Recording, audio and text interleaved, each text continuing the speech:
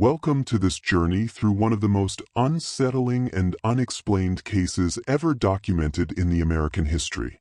Before we begin, I invite you to leave in the comments where you're watching from and the exact time at which you're listening to this narration. We are interested to know how far these documented accounts reach and at what moments of day or night they find their listeners. On May 14, 1852, every newspaper in New Orleans reported the same auction. A young man, barely 23, sold for a price that shattered records across the entire South. They called him the most beautiful male slave ever brought to the St. Louis Hotel auction block. But what those papers didn't print, what the auctioneers never revealed, was the secret that made his sale not just extraordinary, but impossible. 7 witnesses would later swear under oath that the young man standing on that platform couldn't have existed. Not because of how he looked, but because of who he was. The city's most powerful families fought to own him. One of them succeeded. Within 3 months, that family would be destroyed. The records of his sale were sealed by the Louisiana legislature in 1853 and have never been opened. Until now, no one has asked the question that should have been obvious from the beginning. Why would anyone pay a fortune for a slave who was already legally free? Before we continue with the story of the St. Louis Hotel and the young man who should never have been there, I need to ask you something.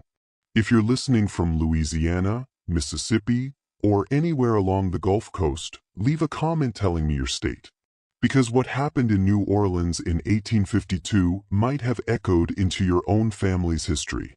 And if you want to hear more stories like this, stories they tried to bury, hit that subscribe button right now. The answer to that question begins not in New Orleans, but in a place most people have never heard of. A plantation that doesn't appear on any modern map. Rivière-au-Can Plantation set 43 miles upriver from New Orleans. A sprawling sugar empire that had belonged to the Dearou family since 1791.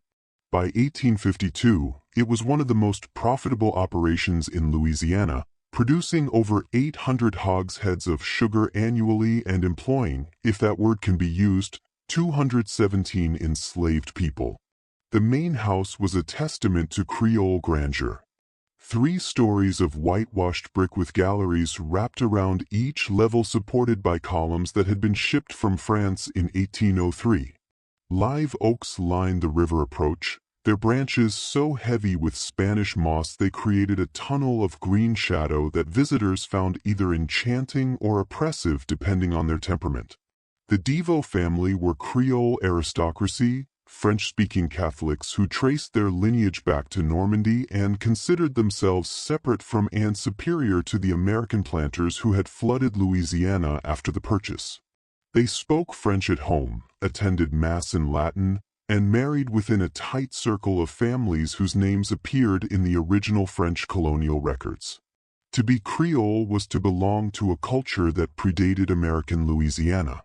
One that had its own rules, its own hierarchies, its own understanding of race and status that didn't quite align with the binary system Americans preferred.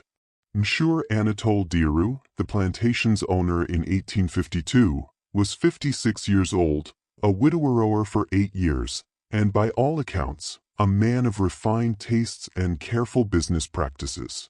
He kept meticulous records in leather-bound ledgers, each entry written in his precise cursive, each number verified twice. He attended Mass every Sunday at St. Augustine Church in New Orleans, sitting in the same pew his father had purchased in 1802. He belonged to the right clubs, invested in the right banks, and married his 3 daughters to the right families. His reputation was spotless, a man who honored his contracts, paid his debts, and treated his slaves, as he would say, with appropriate Christian consideration. His younger brother, Christophe, was another matter entirely. Christophe Dear had always been the charming one, the handsome one, the one who could talk his way into any social gathering and out of any responsibility. While Anatole learned sugar cultivation and plantation management, Christophe learned poetry, piano, and the art of spending money he didn't have. When their father died in 1821, he left the plantation entirely to Anatole, giving Christophe only an allowance with the stipulation that he never involve himself in the family business. Christophe, then 24, took the allowance and left for Paris within 6 months. For 6 years he sent cheerful letters full of descriptions of Parisian life. The theaters, the salons, the cafes where intellectuals debated philosophy until dawn. Anatole paid his debts and sent money when requested, considering it a small price for peace. Then in 1827, Christophe had done something unexpected. He married. The letter announcing the marriage arrived in October, accompanied by a small juré type that must have cost a week's rent. The woman in the image was young, perhaps 20, with delicate features and dark eyes that seemed to look directly through the camera. She wore a simple but elegant dress, and her hair was arranged in the latest Parisian style. The caption on the back in Christophe's flowing hand read, "Céleste Moreau, my wife, your sister-in-law. You would love her, Monte." What Christophe didn't mention, what the Jera type made clear to anyone who looked carefully, was that Céleste had African ancestry. Not much. She could have passed for Mediterranean in certain lights, but enough that Anatole recognized it immediately. Her skin tone, the texture of her hair visible beneath the elaborate styling, the shape of her features, all told a story that would have been unremarkable in Paris, but was catastrophic in Louisiana. Anatole's response was brief and final. Christophe was no longer welcome at Rivière. His allowance would continue, but only if he never returned to Louisiana and never contacted the family again. The marriage was not recognized. Any children born of it would not be recognized. As far as the Deveau family was concerned, Christophe had died in Paris in 1827. Christophe's response took 4 months to arrive. It was equally brief. "I understand. I'm sorry for the disappointment. My son was born last month. His name is Jean-Baptiste. He will never know he had an uncle in Louisiana." For 24 years, Christophe honored that agreement. Anatole heard nothing from his brother except annual confirmation from a Paris bank that Christophe was still alive and receiving his allowance. Anatole married, had 3 daughters, became one of the most successful planters in Louisiana, and buried his wife after a fever took her in 1844. He never mentioned having a brother to anyone outside the immediate family. Then in March 1852, everything changed. The letter arrived on a Tuesday forwarded from a hotel in New York City. The handwriting was Christophe's but weaker. The letters shaky and occasionally trailing off. The content was brief but devastating. Consumption diagnosed 6 months earlier, now in its final stages. The doctors gave him perhaps 3 months to live. He had one request, one final favor to ask of the brother who had supported him for 25 years despite their estrangement. "My son Jean-Baptiste is 23 years old. He is educated the Lycée or for then 3 years at the Sorbonne studying literature and philosophy. He speaks French, English, Italian, and Latin. He reads Greek. He plays piano. He has never done manual labor in his life, and I fear he would be quite hopeless at it. His mother died of cholera in 1848, and he has been supporting himself through tutoring since my health declined, but he is alone in the world now, Anatole. When I am gone, he will have nothing, no family in Paris, no connections, no money. I have spent everything, including his inheritance, on doctors who can do nothing but make me comfortable while I die. I am asking you to take him in, not as family. I understand that's impossible, but as something. A secretary, perhaps. You always needed someone who could handle correspondence in multiple languages. He's brilliant with numbers and has beautiful handwriting. He would be useful to you. And he is my son. He is the only good thing I've done in my life. Please, Monta, I am begging you." Anatole read the letter 3 times, standing in his study with the afternoon sun slanting through the French windows. His first impulse was to refuse. The young man was his brother's son, yes, but also the son of a colored woman. In Paris, that might mean nothing. In Louisiana, it meant everything. To acknowledge Jean-Baptiste in any way was to risk questions, speculation, potential scandal. But Anatole was also a practical man.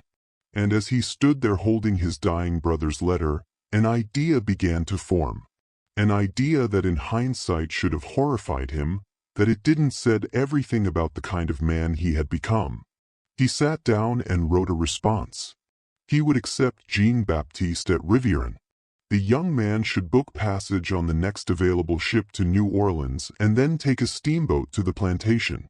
Anatole would meet him there and determine appropriate arrangements. He signed the letter, sealed it, and sent it express to New York. Then he sat alone in his study for a long time, thinking about opportunity and profit, and the strange ways that fate sometimes delivered both. Jean-Baptiste arrived at Riviera on April 3, 1852, on a Thursday afternoon that was unseasonably hot, even for Louisiana. The steamboat from New Orleans docked at the plantation's private landing at 4 o'clock. Anatole was there to meet him along with his overseer, a man named Gaines, and 3 of his most trusted house servants. What stepped off that boat made everyone present go very still. Jean-Baptiste Deo was without question the most physically striking young man any of them had ever seen. He was tall, over 6 feet, with a slender, almost aristocratic build that suggested regular meals and no physical labor. His hair was black and wavy, worn slightly longer than was fashionable in America in the Parisian style. His eyes were an unusual shade of green gold, almost amber in certain light, with long, dark lashes that would have been the envy of any woman. His features were perfectly symmetrical, with high cheekbones, a straight nose, and a mouth that seemed designed for portraits. His skin was pale, not the ruddy paleness of Anglo-Saxon Americans, but the smooth, even paleness of fine porcelain, with just a hint of warmth that suggested Mediterranean ancestry rather than African. He could have passed for white in any city in America. In fact, he looked more European than Anatole himself, more refined, more polished, like something that had been carefully crafted rather than merely born. He was also clearly his brother's son. The resemblance to Christophe at that age was striking. The same elegant bone structure, the same graceful movements, the same natural charisma that made people want to look at him. Anatole felt an unexpected pang of grief looking at him. Seeing his brother's face in this young stranger's features, Jean-Baptiste descended the gangplank, carrying a single leather trunk that looked expensive but worn. The kind of thing that might have been purchased 10 years earlier when money was less scarce. He wore a traveling suit of dark wool that had been well tailored but showed signs of careful repair. A patch on one elbow, buttons that didn't quite match, cuffs that had been turned once already. His boots were polished but resolved. Everything about him suggested gentile poverty, the kind that maintains appearances while quietly starving. When he reached the bottom of the gangplank, he sat down his trunk and looked directly at Anatole. For a moment, neither man moved. They were studying each other. Anatole seeing his brother's ghost. Jean-Baptiste seeing the uncle who had sent his father into exile 25 years earlier. Then Jean-Baptiste extended his hand. "Monsieur Dieu," he said in perfect French, his voice low and cultured, "I am Jean-Baptiste. Thank you for receiving me. I know this must be difficult for you. It is difficult for me as well." His tone was polite but not servile, respectful but not fearful. He spoke as an equal or as someone who had been raised to believe he was equal to anyone regardless of circumstance. Anatole didn't take his hand. Instead, he studied the young man for a long moment, his expression unreadable. He looked at Jean-Baptiste's clothes, his posture, his face. He looked for signs of his mother's ancestry, the telltale features that would mark him as colored under Louisiana law. But there was nothing obvious. The young man looked white more than white. He looked aristocratic, like something out of a French painting. That made him valuable. that also made him dangerous. "Follow me," Anatole said finally in French. He turned and began walking toward the main house without waiting to see if Jean-Baptiste complied. Gaines, the overseer, stepped forward and picked up Jean-Baptiste's trunk without a word. The 3 house servants, 2 women and 1 man, all of them light-skinned Creoles who served in the main house, stood back and watched as Jean-Baptiste followed Anatole up the path. One of the women, Marie-Claire, would later tell others that the young man walked like someone going to his execution. Steady, calm, but with an awareness that something terrible was about to happen. They didn't go to the main house. Instead, Anatole led Jean-Baptiste to a small cabin behind it, one of several buildings that housed the household servants, who weren't trusted enough to sleep in the main house itself, but were too valuable to be housed with the field workers. The cabin was simple but adequate. 1 room with a bed, a table, a chair, a wash basin, and a small fireplace. The April heat made the fireplace unnecessary, but it would be welcome in winter. If Jean-Baptiste was still there in winter, "This will be your quarters," Anatole said, still in French. "I will send someone with food and water. We will speak tomorrow morning about your duties. Do not leave this cabin tonight. Do not speak to anyone. Do you understand?" Jean-Baptiste looked around the cabin, then back at his uncle. "I understand," he said quietly. "May I ask a question?" "No," Anatole said. "Tomorrow." He left, taking Gaines with him, leaving Jean-Baptiste alone with his trunk and his thoughts. That night, Marie-Claire brought food to the cabin: rice, beans, a piece of chicken, bread. She knocked softly, and when Jean-Baptiste opened the door, she handed him the tray without meeting his eyes. "Thank you," he said in French, and she looked up, surprised that he spoke her language. "You're his nephew?" she asked also in French, keeping her voice low. Jean-Baptiste nodded. "My father's brother. Does he know about your mother?" Jean-Baptiste smiled, but there was no humor in it. "Yes, he knows." Marie-Claire looked at him for a long moment, her expression unreadable. Then she said very quietly, "Be careful, Mr. Dear is not a cruel man, but he is a practical one. And sometimes practical men do terrible things because they make sense on paper." She left before Jean-Baptiste could respond.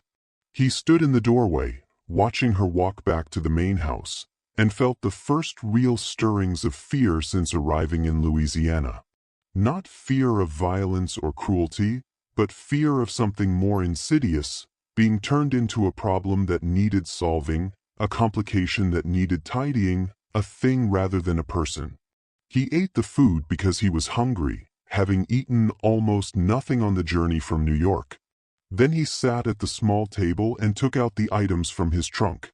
A few changes of clothes, all carefully folded, several books, including a worn copy of Montaigne's essays and a French Bible. A packet of letters from his father tied with string. And most importantly, a leather portfolio containing his papers. His birth certificate from Paris listing his parents as Christophe Dou and Celeste Moreau. His baptismal record from EGL San Sulpice. His completion certificate from the Leary AF. Letters of recommendation from 2 of his professors of the Sorbonne. All of it in French. All of it official. All of it proving beyond any doubt that he was who he said he was. A free man, born free, educated, with no connection whatsoever to slavery. He laid the papers out on the table and looked at them for a long time. Then, acting on an instinct he couldn't quite name, he took out a sheet of paper and began writing a detailed inventory of everything in the portfolio, including the dates, issuing authorities, and exact wording of each document. He wrote in tiny, precise French, filling 2 pages with documentation of his documentation. Then he folded the inventory and slid it into the spine of the Montaigne where it would be invisible unless someone specifically looked for it. He had no reason to think he would need such a record. But his father had once told him, "In this world, Jean-Baptiste, The only thing between you and disaster is the right piece of paper.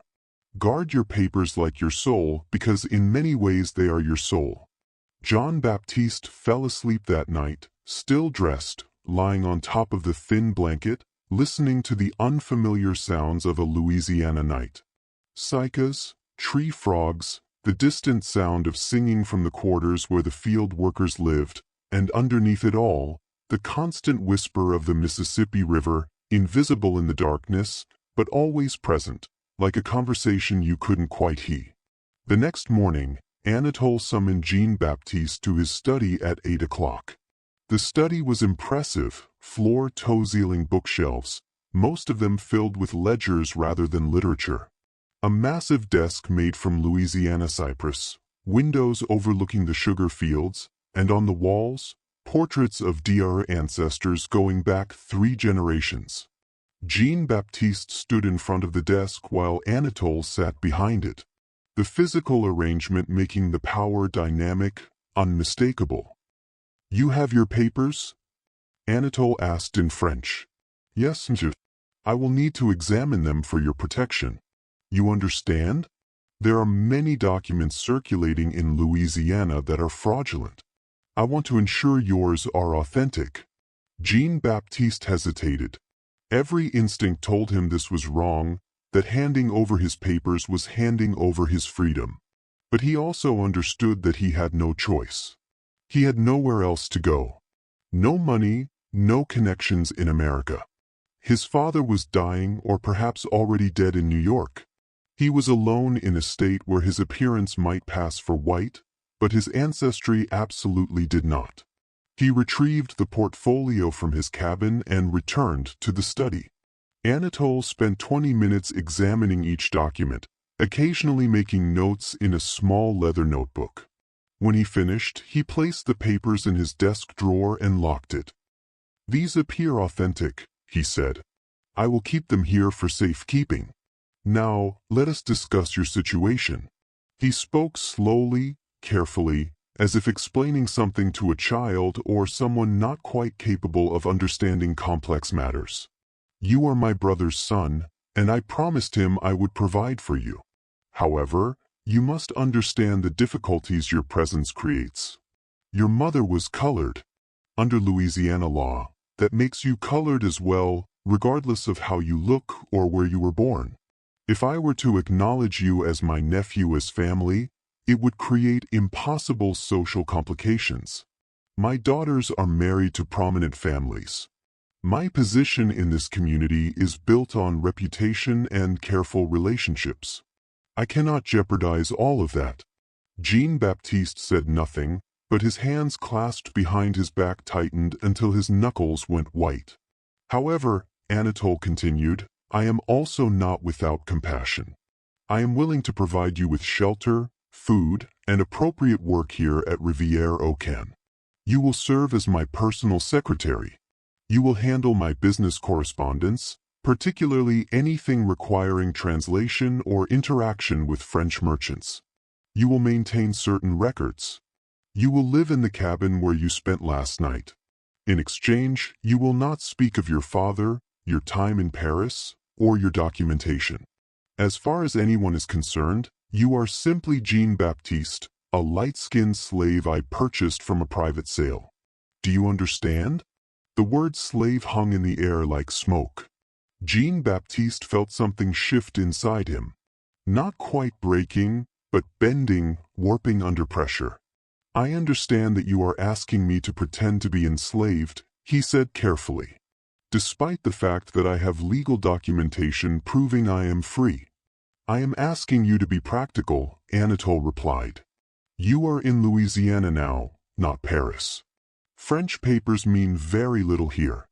Without my protection, you would be vulnerable to questioning, potential detention, even enslavement by someone less scrupulous than myself. Many free people of color have found themselves enslaved because they could not adequately prove their status to American authorities.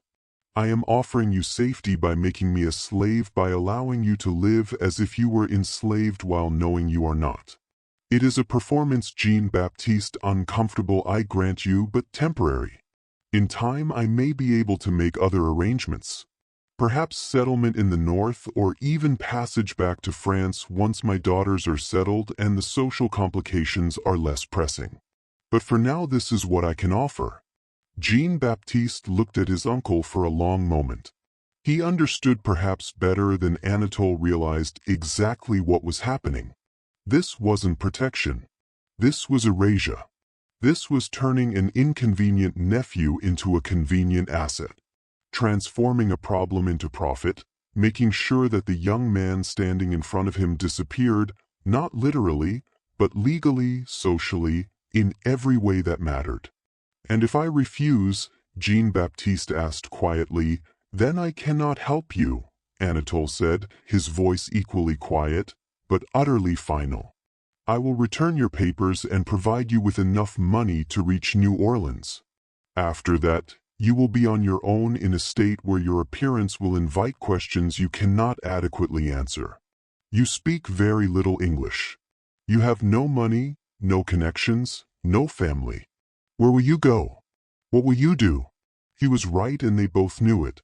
Jean-Baptiste could refuse, could walk away, could try to make his way in Louisiana or flee to the north.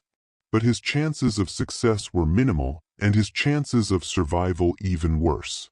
He had seen, even in his brief time in Louisiana, how quickly suspicion attached itself to anyone who looked ambiguous, who didn't fit neatly into the categories this place insisted on. Jean-Baptiste knew that free papers from France might protect him in theory, but in practice they might just as easily get him arrested, questioned, investigated, and in that process there was no telling what might happen. "I understand," Jean-Baptiste said finally, the words tasting like ashes. "When do I begin?" "Today," Anatole said. He pulled out a ledger and opened it to a fresh page. "But first, we need to establish your status officially." He began writing, speaking aloud as he did. "Acquired April 3, 1852. One male, age 23. Name, Jean-Baptiste, no surname. Light-skinned, educated, suitable for domestic work. Private sale, no bill of sale available. Value estimated at $2,000. He looked up at Jean-Baptiste there. "Now you exist in my records, and your presence here is explained. Your papers are safe in my desk. Your father's monthly allowance will continue to be paid into the Paris bank account until his death, at which point it will cease. You will work as my secretary, and in return you will have food, shelter, and safety. This is, I believe, as good an arrangement as either of us could hope for under the circumstances." Jean-Baptiste felt something inside him shift again, something fundamental breaking or perhaps burning away. He had known intellectually that his uncle had the power to do this, but knowing and experiencing were different things. Standing in that study, watching Anatole transform him from a person into property with a few strokes of a pen, Jean-Baptiste understood that he had entered a different world, one where the documents in that locked drawer meant nothing compared to the document Anatole had just created. "May I ask one question, Msai?" Jean-Baptiste said, his voice carefully neutral. "Of course. Did you ever intend to help me, or was this your plan from the moment you received my father's letter?" Anatole looked at him for a long moment, and something that might have been regret flickered across his face. Or perhaps it was just the morning light changing. "I intended to do what was practical for both of us," he said finally. "Now, let me show you where you will work." For 5 weeks, the arrangement functioned exactly as Anatole had planned. Jean-Baptiste served as his secretary, working in a small office adjacent to Anatole's study. He translated business correspondence, letters from French wine merchants, French silk importers, French banks. He maintained certain sensitive records that Anatole preferred to keep in French, knowing that most Americans, including his own overseer, couldn't read them. He even advised on investments. His Sorbonne education proving useful in analyzing complex financial arrangements. He was brilliant at the work which shouldn't have surprised anyone who looked at his education but somehow did. Anatole found himself consulting Jean-Baptiste on matters that went beyond simple translation, asking his opinion on contract terms, on the reliability of certain business partners, on the likely impact of political developments in Europe on American markets. Jean-Baptiste answered carefully, precisely, offering analysis without presumption, making it clear that he understood his position, even as he demonstrated abilities far beyond what that position should have included. The other enslaved people at Rivieren didn't know what to make of him. He looked white, but lived in the cabins. He spoke French, but worked as a secretary. He was educated, but enslaved. He existed in a category that didn't quite make sense and that made everyone uncomfortable. Some of the house servants, Marie, Claire, Thomas the stable hand, an older woman named Eunice who ran the kitchen, were kind to him in small ways, bringing him extra food, warning him when Anatole was in a particularly foul mood, teaching him the unwritten rules of plantation life. Others avoided him, suspicious of anyone who occupied such an ambiguous space. Jean-Baptiste navigated this carefully, accepting kindness when it was offered, but never presuming on it, keeping mostly to himself, spending his evenings in his cabin, reading the books he'd brought from Paris.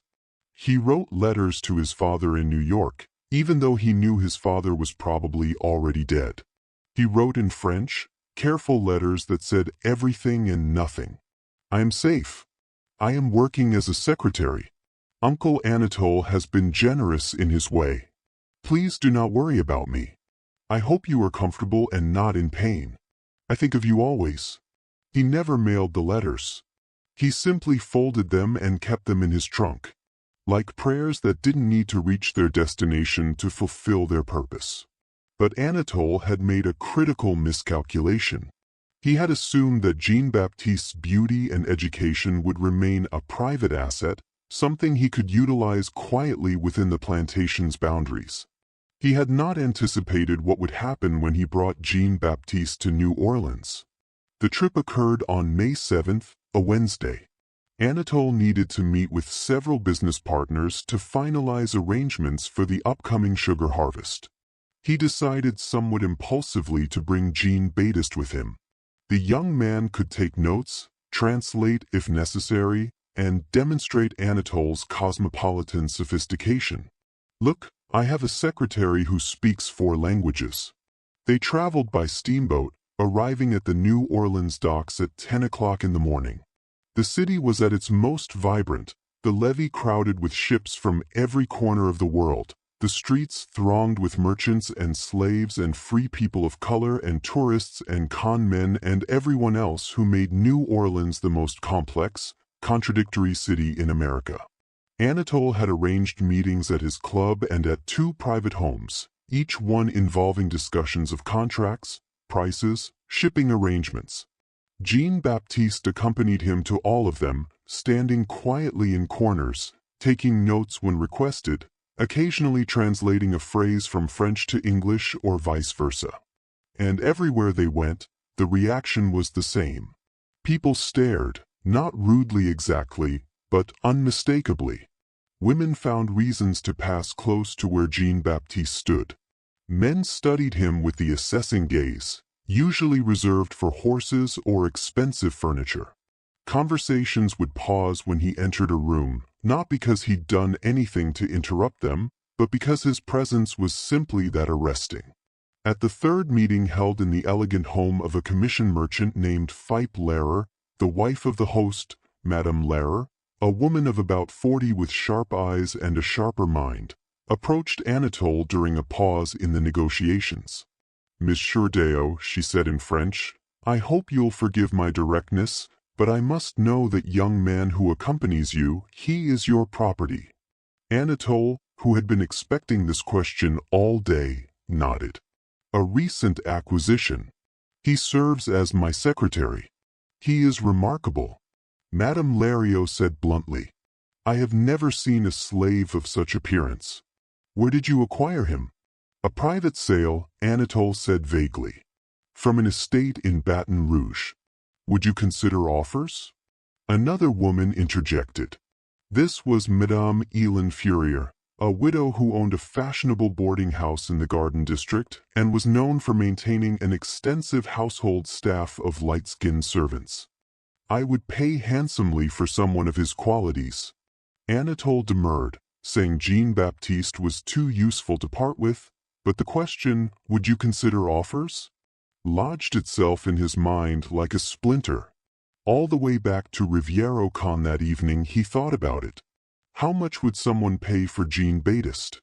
Not just for his skills, which were considerable, but for the sheer spectacle of owning him, for the status and prestige of having such a singular individual in one's household.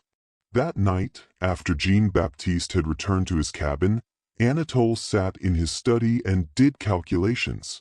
He had recorded Jean-Baptiste's value at $2,000, which was already high for a domestic servant.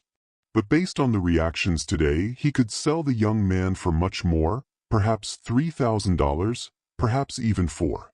The more he thought about it, the more sense it made.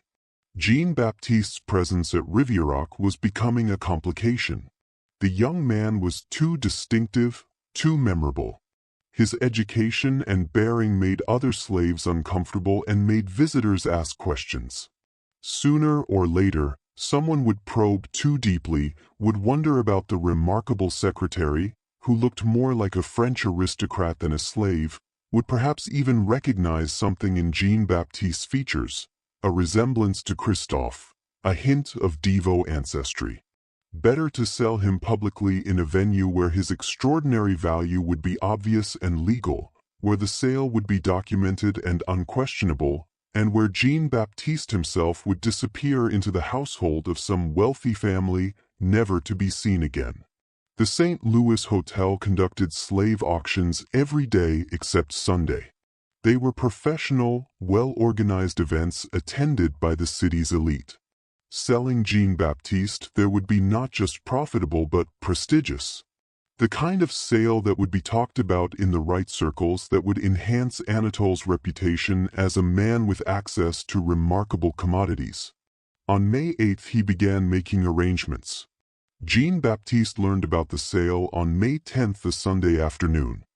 He was in his cabin reading Monta when Anatole arrived with Gaines and one of the male house servants. The presence of 3 men told Jean-Baptiste immediately that something had changed. "I have decided to sell you," Anatole said without preamble, speaking in French. "There is an auction at the St. Louis Hotel on May 14th. You will be presented there." Jean-Baptiste stood slowly, the book falling from his hands. "You gave me your word that this was temporary, that you would help me eventually leave Louisiana. And I will," Anatole said smoothly, "by selling you to a good family in New Orleans. You will be far more comfortable there than here, working indoors in the city with access to culture and society. It is in many ways an improvement." "I am not a slave to be sold," Jean-Baptiste said, his voice shaking slightly. "I am your brother's son. I have papers proving I am free." "You have papers that I am safeguarding," Anatole corrected. "And you are forgetting that your situation is more complex than a simple question of documentation. Your mother's status affects your own. The law in Louisiana is very clear about this." "My mother was free," Jean-Baptiste said, his voice rising. "She married my father legally in Paris. I was born free. The documents prove all of this." "Your mother was colored," Anatole said flatly. "Whatever her legal status in France, in Louisiana, that would make you colored as well. And without documentation proving her free status, which you do not have, your own freedom is questionable. I am actually protecting you by maintaining the fiction that you are my property. Otherwise, you could be claimed by anyone who disputed your status. At least this way, you will belong to someone respectable." It was twisted logic, but it had the weight of Louisiana law behind it. Jean-Baptiste understood that his uncle was right about one thing. His French papers, without corresponding American documents, were vulnerable to challenge, And in any legal dispute, Anatole's word as a respected white planter would outweigh Jean-Baptiste's claims as a questionable person of color. "Please," Jean-Baptiste said, the word coming out barely above a whisper. "Please don't do this. My father trusted you. He asked you to protect me. And I am," Anatole said. "Now you will cooperate with these arrangements, or I will have you restrained and transported by force. The choice is yours." Jean-Baptiste looked at the three men standing in his cabin, and he understood that resistance was pointless. He was one person against Anatole's entire operation. If he fought, he would lose. If he fled, he would be caught. The plantation was miles from anywhere, surrounded by water and swamp, patrolled by men with dogs and guns. There was nowhere to run. "I will cooperate," he said finally. "Good," Anatole said. "We leave for New Orleans on May 13th. I suggest you rest and prepare yourself. This sail will determine your future. I recommend you present yourself well." They left, locking the cabin door from the outside. Jean-Baptiste heard the key turn, heard their footsteps fade away, and then he was alone in the locked room with the realization that in 4 days he would be standing on an auction block, being sold like furniture or livestock. He sat on the edge of the bed, trembling, not with fear exactly, but with a rage so intense it frightened him. He wanted to destroy something, to scream, to fight. But there was nothing to destroy except his few possessions, nowhere for screaming to reach, and no one to fight except the walls of his prison. Instead, he did the only thing he could think of. He took out a piece of paper and began to write. He wrote for 3 hours, documenting everything that had happened since his arrival in Louisiana.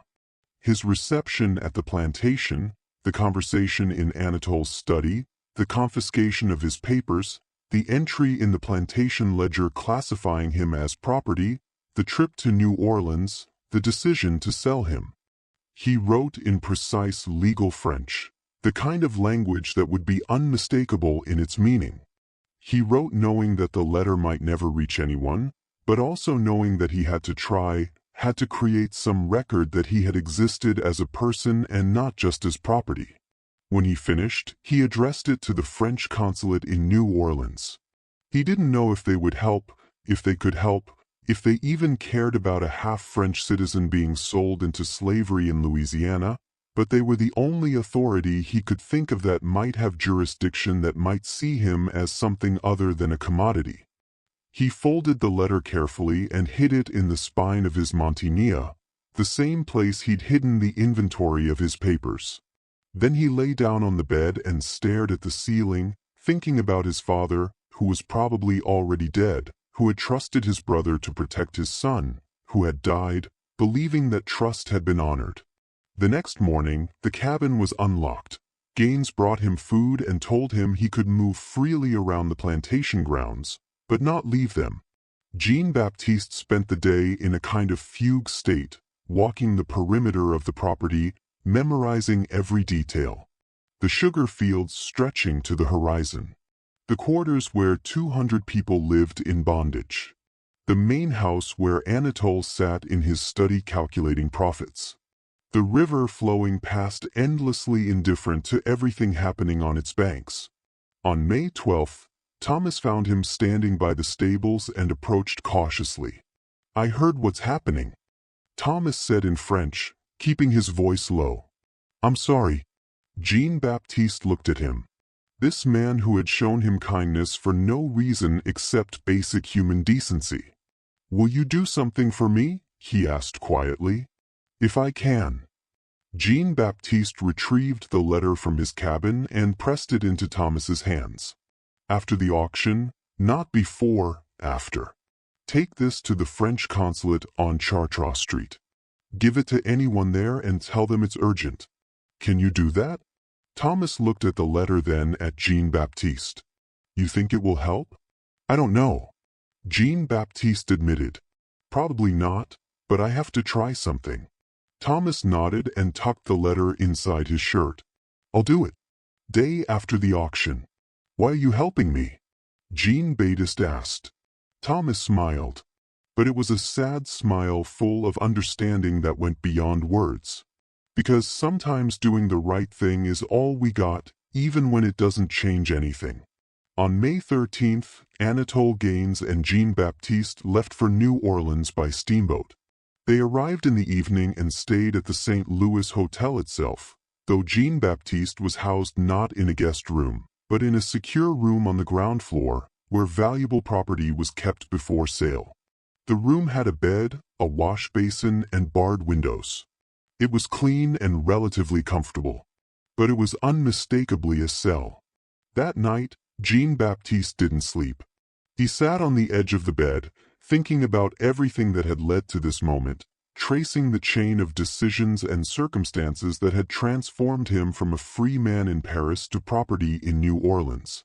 He thought about his mother, dead of cholera 4 years earlier, who had never told him much about her own background, except that she had been alone in Paris when she met Christophe, that she had fallen in love with his charm and his recklessness, that she had never regretted marrying him even though it had cost her whatever family she'd had.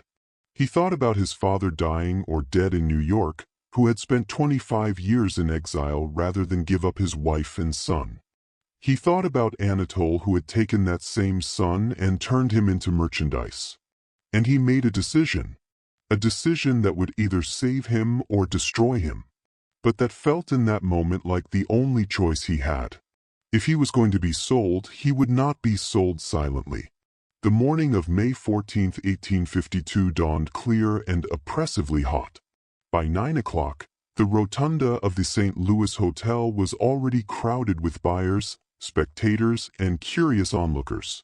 The hotel's auction block, located in the center of the magnificent rotunda beneath a soaring dome, was a raised marble platform that had seen thousands of sales over the years: furniture, jewelry, real estate, and human beings.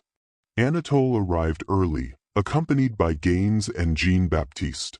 He had dressed Jean-Baptiste carefully for the occasion: a white linen shirt that emphasized his pale skin, dark trousers that suggested elegance, polished boots.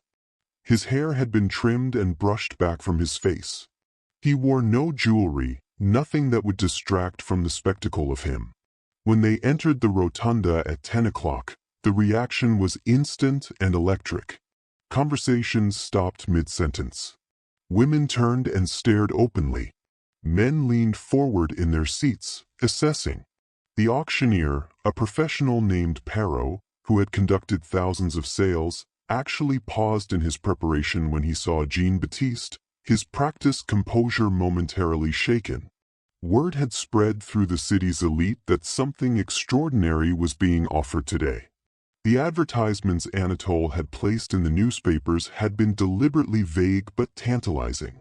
A rare offering, male, domestic servant of exceptional qualities, educated, multilingual, suitable for only the finest household. Those who understood the coded language of such advertisements had come prepared to spend significant money. At 10:30, the auction began. Perrault stood at the podium and surveyed the crowd. "Ladies and gentlemen," he said in English, then repeated in French, "we have before us today an offering of singular quality, the property of Monsieur Anatole Deer of Rivière-au-Con Plantation. This young man represents the finest example of domestic service capacity available in our market." Jean-Baptiste was led to the platform by Gaines. He walked steadily, his face carefully composed, showing nothing of what he felt. When he reached the center of the marble platform, he stood perfectly still, his hands at his sides, his eyes focused on some middle distance. The effect was devastating. In the bright sunlight streaming through the dome, Jean-Baptiste looked almost otherworldly. His pale skin luminous, his amber eyes catching the light, his aristocratic features perfect from every angle. He was beautiful in a way that made people uncomfortable because it disrupted all the categories they used to understand the world. He looked white but stood on the auction block. He looked wealthy but wore a slave-simple clothing. He looked educated but was being sold like cattle. Perrault began the description. Age 23 years, fluent in French, English, Italian, and Latin, literate in all languages. Experienced in secretarial work, correspondence, bookkeeping, of gentle temperament, and suitable for the most refined household, health certified excellent. Minimum bid set at $2,000. The bidding started immediately. A man in the front row raised his hand. $2,200. Before Perrault could acknowledge it, someone else called out, $2,500. Then $3,000. The crowd was energized now, feeding off its own momentum. This wasn't just a purchase. It was a competition, a public display of wealth and taste. To own Jean-Baptiste would be to own something remarkable, something that elevated the buyer's status simply by association. $3,500, a woman's voice called out. Madame Hélène Fourier, sitting near the front, her eyes fixed on Jean-Baptiste with an intensity that was almost predatory. $4,000, counted Philip Larrier, the commission merchant whose wife had first inquired about Jean-Baptiste. Anatole stood to the side, watching the bidding escalate, and felt a surge of satisfaction. He had been right. Jean-Baptiste was extraordinarily valuable, and this sale would be talked about for years. The bidding continued, $45,500, $5,000, $5,500. With each increase, the crowd grew more animated, more invested. This was spectacle theater, a public performance of power and desire. At $6,000, most of the bidders dropped out. At $7,000, only Madame Fourier and Msy Larrier remained, their bids now clearly personal, each one refusing to let the other win. $7,500, Madame Fourier said firmly. $8,000, Larrier countered immediately. $8,500, $9,000. The crowd was silent now, transfixed. This was an unprecedented amount for a single domestic servant. The bidding had crossed from business into something more emotional, more irrational. Jean-Baptiste stood perfectly still throughout all of this, his face expressionless. But inside something was building. Not panic, not fear, but a cold, clear determination. He had made his decision during the sleepless night. Now he simply waited for the right moment. At $10,000, Madame Fourier hesitated. The sum was extraordinary, representing more money than many plantation owners earned in a year of labor. Perrault, sensing her uncertainty, looked toward Larrier. "Do I hear 10,500? Larrier nodded. 10,500. Perrault turned to Madame Fourier. "Madame, do you counter?" She looked at Jean-Baptiste one more time, her expression unreadable. Then she said clearly, $11,000. A collective gasp went through the crowd. $11,000 for a single slave was unheard of. Even the most valuable, skilled artisans rarely sold for more than $3,000. This was history being made, a record that would stand for years. Perrault looked at Larrier. "Monsieur, do you counter?" Larrier hesitated. 11,000 was madness, a price that defied all economic logic. But he also couldn't bear to lose. To have Madame Fourier win this public competition. Before he could answer, Jean-Baptiste spoke. 3 words in French, barely loud enough to carry past the first few rows. "Je suis libre, I am free." The effect was instantaneous and total. Several people gasped audibly. Others looked confused. Had they heard correctly? Anatole's face went white, then flushed an angry red. Gaines moved toward the platform, but Perrault held up his hand, stopping him. The auctioneer looked at Jean-Baptiste, then at Anatole, then back at Jean-Baptiste. His professional composure was entirely gone, replaced by genuine uncertainty. In 30 years of conducting auctions, he had never had a slave claim freedom from the block. "Silence," Perrault said sharply. "You are not permitted to speak." Jean-Baptiste turned his amber eyes directly on the auctioneer. When he spoke again, his voice was clearer, stronger, carrying across the hushed rotunda with perfect clarity. My name is Jean-Baptiste Devaux. I am the son of Christophe Deroux and the nephew of Anatole Devaux. I was born free in Paris, France on March 12, 1829. I am a French citizen with full documentation of my birth and my free status. I arrived in Louisiana on April 3rd of this year at the invitation of my uncle. Upon my arrival, he confiscated my legal papers and fraudulently entered me into his plantation records as a slave. Under both French and Louisiana law, I cannot be legally enslaved. I am free. This sale is a fraud, and everyone participating in it, including the auctioneer and the bidders, is complicit in an illegal act. The silence that followed was absolute and suffocating. For perhaps 5 seconds, no one moved. No one breathed. The rotunda might have been empty except for John Baptiste's words echoing under the dome. Then chaos erupted. Anatole lunged toward the platform, shouting in rapid French that Jean-Baptiste was delusional, that he was the son of a slave and had been educated as an indulgence. Perrault stepped back from the podium, clearly unsure of his legal ground. Several men in the crowd began arguing loudly, some insisting the sale should be stopped immediately until Jean-Baptiste's claims could be investigated, others maintaining that a slave's testimony was worthless and the auction should continue.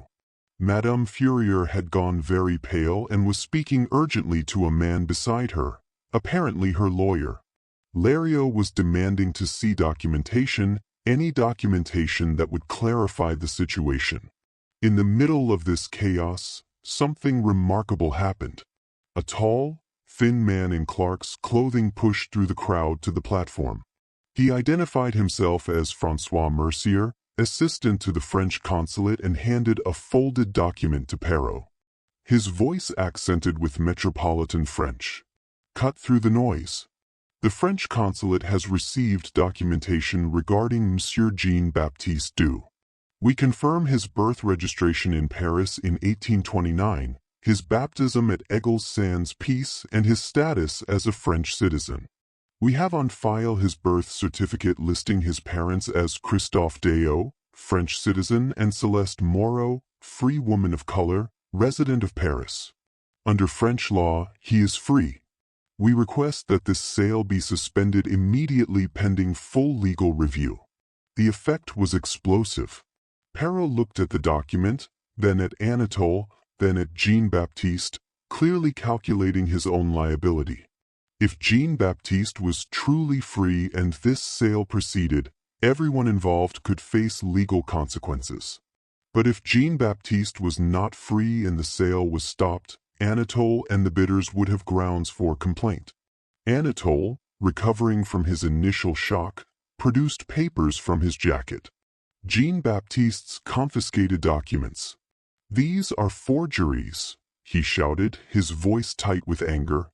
"I have proof that this boy is the son of one of my slaves, a woman named Céleste, who died at my plantation in 1848. He has been fed lies about his parentage, and has come to believe them. I intended to sell him to a good family in New Orleans, where he might be disabused of these delusions. This interruption is a deliberate attempt to defraud the auction." He had prepared for this possibility, Jean-Baptiste realized with sickening clarity. Anatole had known there was a chance Jean-Baptiste might speak up, might claim freedom, and had prepared a counter-narrative. The slave Céleste at Rivierac, conveniently dead 4 years earlier, gave him plausible deniability. Who could prove that Jean-Baptiste's mother Céleste and Anatole's slave Céleste weren't the same person who could definitively establish the truth? But Mercier from the consulate wasn't finished. He produced another document. "We also have a letter," he said, his voice carrying clearly, "written by Ms. Jean-Baptiste and delivered to our office this morning. It details the circumstances of his arrival in Louisiana, the confiscation of his papers, and his fraudulent enslavement. The letter demonstrates knowledge of French law, French literature, and French society consistent with his claimed education. We have forwarded copies to the Louisiana Attorney General and to the federal authorities. This matter is now under official investigation. Anatole went very still. A letter? How had Jean-Baptiste managed to send a letter when the implications were clear? If official authorities were involved, the auction couldn't proceed regardless of Jean-Baptiste's legal status.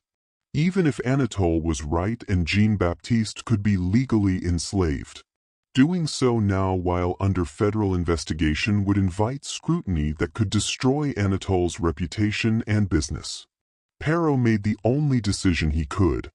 He struck his gavel twice, the sharp sound cutting through the confused babble of voices. This auction is suspended pending legal review. The property, he paused, seeming to realize that word might no longer apply. The individual in question will be removed from the block and held in secure custody until the matter is resolved. All bids are hereby voided. This sale will not proceed today. Gaines moved toward Jean-Baptiste, but Marrier intercepted him. He will be held by the city authorities, not by Monsieur Deveau. There is too much conflict of interest for him to remain in his uncle's custody during the investigation. Two city constables who had apparently accompanied Marrier stepped forward. They didn't shackle Jean-Baptiste, which was telling. They weren't certain he was enslaved, which meant they had to treat him as potentially free. They simply escorted him off the platform and toward a side door away from the crowd. As Jean-Baptiste passed Anatole, their eyes met. His uncle's expression was a complicated mixture of rage, betrayal, and something that might have been grudging respect. Jean-Baptiste said nothing. There was nothing to say. Everything that needed to be said had already been spoken in front of hundreds of witnesses under the dome of the St. Louis Hotel. Jean-Baptiste was taken to a secure room in the Cabildo, the building that housed city government offices and jail cells. The room was neither a cell nor a guest room, something in between reflecting his ambiguous status. He had a bed, a chair, a small table, a barred window. He was locked in but not chained. He was guarded but not treated as a criminal. For 3 days, he waited while lawyers and officials examined documents, took testimony, and tried to unravel the legal knot he and Anatole had created. During that time, several things happened. Christophe Darrow was confirmed dead, having passed away in New York on May the 2nd, 12 days before the auction. He had lived just long enough to receive Anatole's letter promising to care for Jean-Baptiste. Whether he had believed that promise or simply had no choice but to hope, Jean-Baptiste would never know. The French consulate confirmed that all of Jean-Baptiste's documents were authentic, that there was indeed a birth record in Paris for Jean-Baptiste Dou, son of Christophe and Celeste, registered as a free birth. Anatole produced 3 witnesses who swore they had known a slave named Celeste at Riviera-aux-Cannes, that she had died in 1848, and that she had told them her son was named Jean-Baptiste. The witnesses were all enslaved people themselves, their testimony valuable under Louisiana law, despite their status. The legal question became impossibly complex. If Celeste Maroro in Paris and Celeste the slave at Riviera-aux-Cannes were the same person, when had she been enslaved before Jean-Baptiste's birth or after? If before he was enslaved regardless of his birth location under the principle of partister ventrum status follows the mother. If after or if they were different people, he was free. No one could definitively prove which version was true. On May 17th, a judge named Thibault, a man known for careful deliberation and a certain sympathy toward free people of color, issued his ruling. It was a masterpiece of legal ambiguity that essentially resolved nothing while preventing immediate harm. The ruling stated, Jean-Baptiste's legal status could not be definitively determined from the available evidence. The documents suggested he was born free in France. The testimony suggested he might be the son of an enslaved woman. Without the testimony of Celeste herself or additional documentary evidence proving her status at the time of Jean-Baptiste's birth, No conclusive determination could be made. Therefore, the attempted sale was declared void. Anatole could not sell Jean-Baptiste as a slave unless he could prove beyond reasonable doubt that Jean-Baptiste had been born enslaved. The burden of proof was on Anatole. Until such proof was provided, Jean-Baptiste's status would remain undetermined and he could not be held in slavery. Furthermore, Jean-Baptiste could not immediately claim the full rights of a free person without additional proof of his mother's free status. He existed in a legal gray area, not definitively enslaved, not definitively free. The practical effect: Jean-Baptiste was released from custody, but barred from leaving Louisiana without permission. Anatole was prohibited from claiming Jean-Baptiste as property. The matter was technically open pending additional evidence, but since the key witnesses were all either dead or enslaved, additional evidence was unlikely to emerge. It was a non-ruling that protected everyone. Anatole's reputation was preserved. He could claim he had acted in good faith based on the information available to him. The auction house was protected from liability since the sale had been stopped. The bidders got their money back and Jean-Baptiste got his freedom technically, though not in a form anyone could quite define. When Jean-Baptiste walked out of the Cabo on the afternoon of May 17th, he carried only what he'd brought to New Orleans: the clothes on his back and his small leather trunk, which Anatole had returned to him without comment.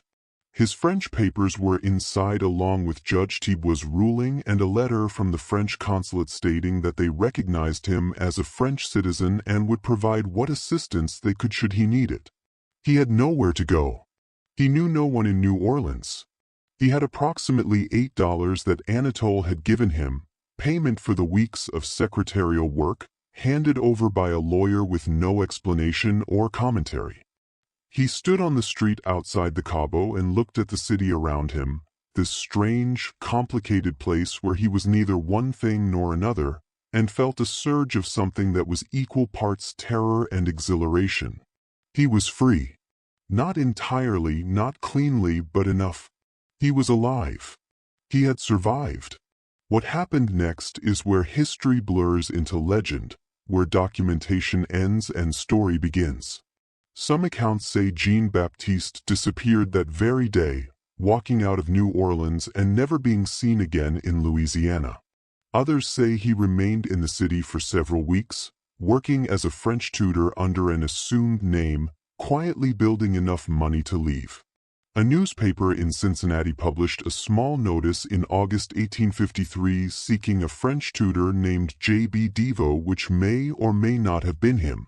A letter arrived at the French consulate in 1854 from someone signing only as J.B. thanking them for their intervention and stating he was well and free and beginning again. Thomas, the stable hand who had delivered Jean-Baptiste's letter to the consulate, told other enslaved workers at Rivière-au-Can that he saw Jean-Baptiste 3 days after the auction walking north on the river road at dawn dressed in rough work clothes and carrying a small bundle. Thomas said he called out to him and Jean-Baptiste turned, smiled, put a finger to his lips and kept walking. Whether this actually happened or was a story Thomas created because people needed to believe Jean-Baptiste had escaped, no one can say. What is documented is this: Anatole Deer never fully recovered from the scandal. His business continued. His plantation remained profitable, but his standing in New Orleans society was permanently damaged. Several families quietly severed connections with him. The story of the auction spread, whispered in drawing rooms and mentioned in private correspondence. Anatole Deveau, they said, had tried to sell his own nephew, had stolen a free man's papers and enslaved him, had stood by while the young man was humiliated on the auction block. Whether Jean-Baptiste had been legally free or not almost didn't matter. What mattered was that Anatole had violated some fundamental code about family, about honor, about the proper way to conduct oneself. In 1859, Anatole received a package with no return address. Inside was a book, a French edition of The Count of Monte Cristo. On the title page, Someone had written in elegant script, Frau Mal. "We are brothers. We who suffer from the same wound." It was a quote from the novel, and it was also a message. Anatole recognized the handwriting as Jean-Baptiste's. He burned the book that same day, but not before his daughter Marguerite saw it and wrote about it in her diary. That diary survived. The reference was pointed. The Count of Monte Cristo was about a man wrongly imprisoned who escapes and methodically destroys everyone who wronged him. It was also about transformation, about becoming someone new, shedding an old identity like a snake shedding skin. Whether Jean-Baptiste was threatening revenge or simply noting a parallel, Anatole took it as a threat. He hired private investigators to locate Jean-Baptiste. They found nothing. He increased security at the plantation. He began sleeping with a loaded pistol in his bedside table, and he began to decline physically, mentally, spiritually much faster than his age alone could explain. He died in 1862 during the Union occupation of New Orleans of what his doctor called nervous exhaustion and melancholia. He was 66. In his final weeks, the servants who attended him reported that he spoke frequently in French to people who weren't there, often seeming to argue with someone he called the boy. He said repeatedly, "I gave you shelter. I did what was necessary. Why can't you see that?" No one knew who he was talking to.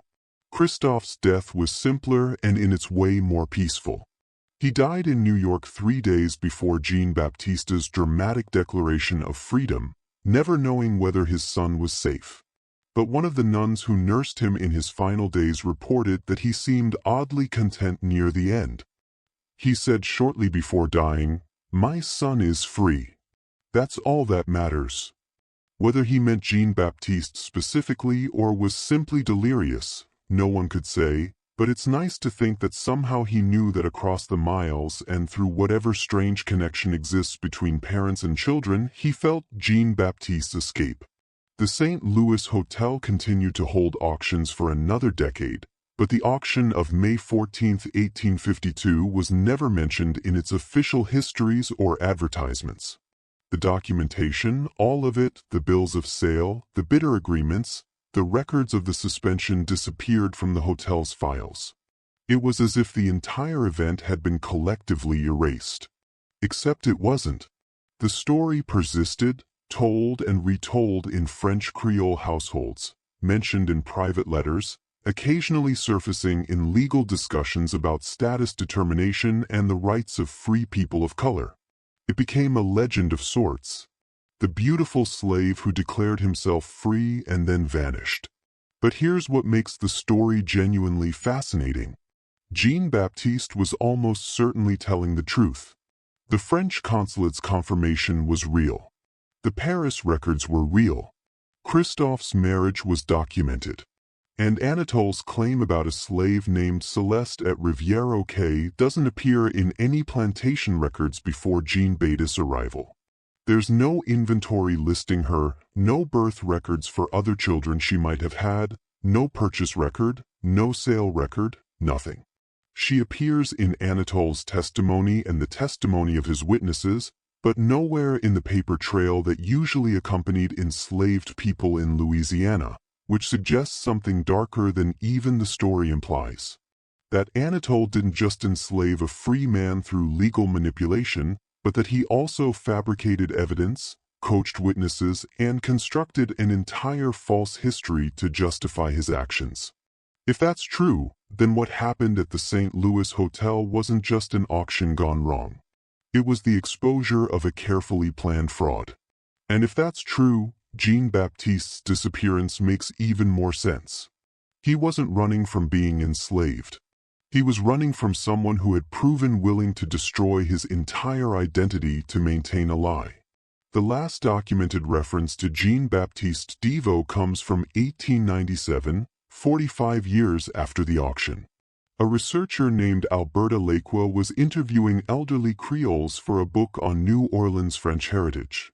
One woman, Madame Henriette Blanchard, then 93, told him about an auction she'd witnessed as a young woman, the most beautiful young man she'd ever seen, standing on the marble block, declaring himself free while the crowd watched in shock.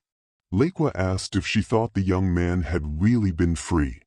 "Oh, absolutely," she said. "You could see it in how he stood. Free people stand differently. They hold their heads differently. That boy was free. He just had to prove it." Lekwa asked if she thought he survived, if he escaped to the north, or perhaps back to France. Madame Blanchard smiled. "I think he went somewhere cold. Somewhere his face didn't mean anything except that he was beautiful. Canada, maybe, or France, or even somewhere in the north where no one knew Louisiana law or cared about it.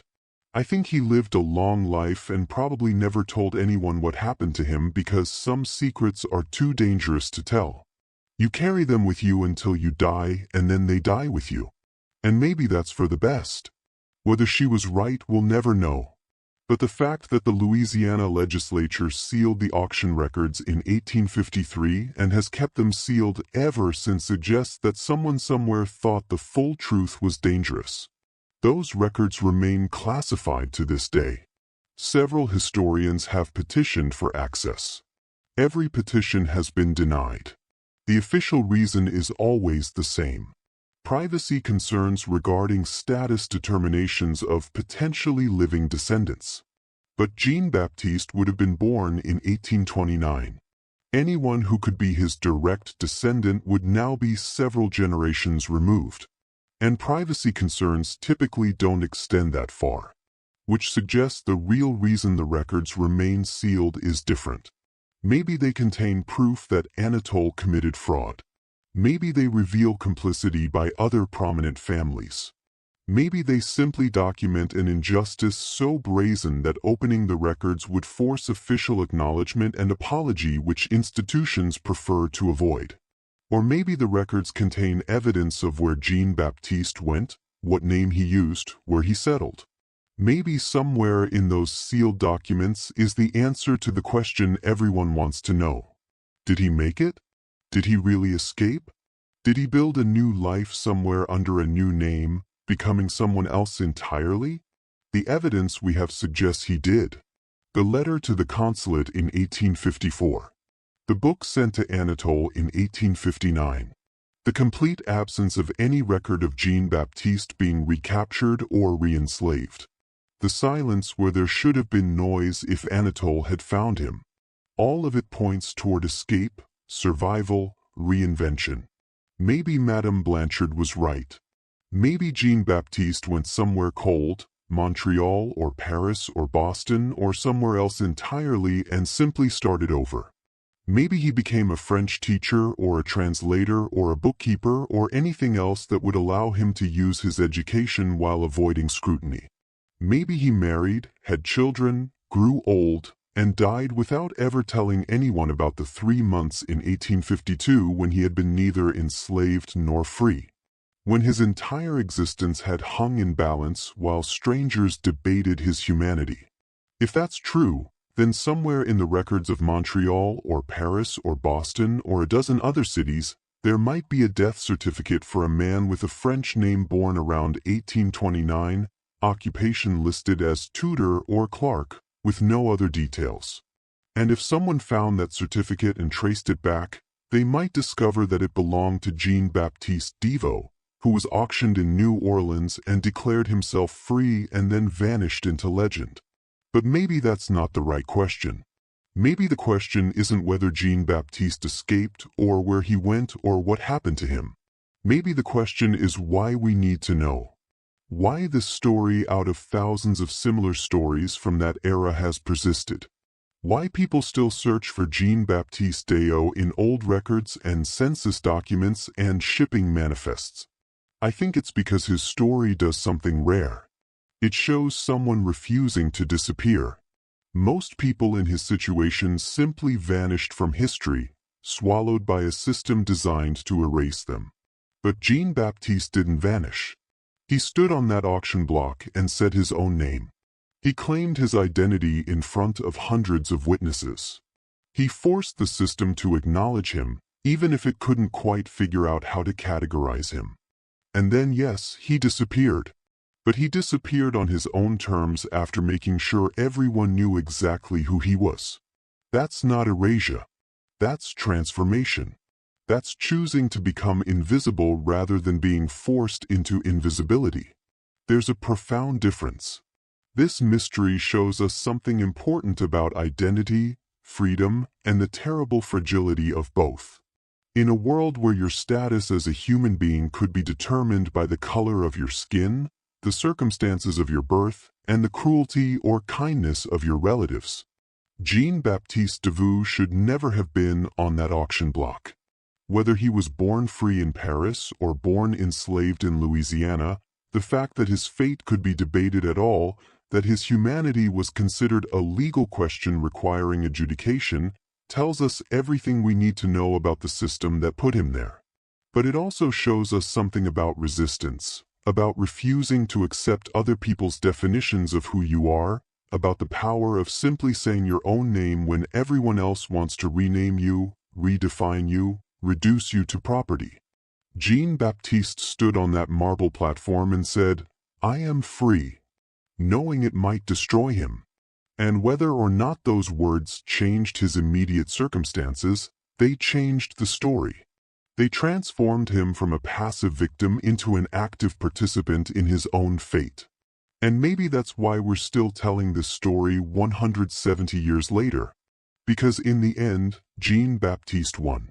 Not in court, not in any legal sense, but in the only way that really matters.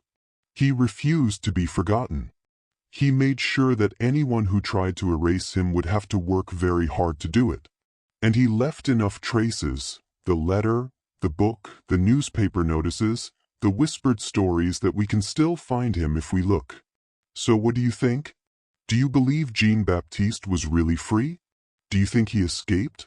Or do you think something else happened in that locked room at the St. Louis Hotel? And why would Louisiana keep those records sealed if there wasn't something explosive in them? Something that still matters even now? Leave your comment below. Tell me what you think happened to Jean-Baptiste Davout. And if you enjoyed this story, this mystery that they tried to bury, then subscribe to this channel. Hit the notification bell.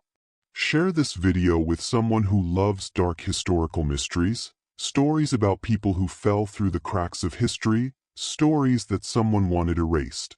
Because every view, every share, every comment helps bring these forgotten voices back to life. And maybe somewhere in some sealed record or dusty archive, the full truth about Jean-Baptiste is still waiting to be found. See you in the next video.